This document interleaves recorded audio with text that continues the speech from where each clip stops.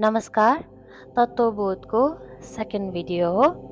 आज एउटा श्लोक गरौँ। फर्स्ट जुन छ प्रार्थना। प्रार्थना किन गर्ने त भन्दा आफ्नो माइन्डलाई प्रिपेयर गर्नको लागि। अनि यहाँ लेखिन्छ,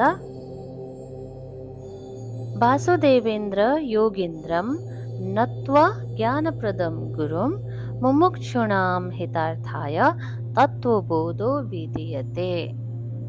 नत्वा नमन गर्दै, आफ्टर ह्याभिङ प्रोस्ट्रेटेड टु कसलाई? वासुदेवेन्द्र योगीन्द्रम, वासुदेव नामक महान योगी, that supreme consciousness who is also residing in us. अनि अर्को ज्ञानप्रदम गुरुम, ज्ञान प्रदान गर्ने गुरुलाई नमन गर्दै, मुमुक्षुणाम हितार्थाय, हितको लागि, कल्याणको लागि। कसको? मुमुक्षु। मुमुक्षु भनेको मोक्ष या मुक्तिको चाहना राख्ने साधकहरू, for the seekers of liberation, हैन? यहाँ भनिन्छ for the welfare of the seekers of liberation.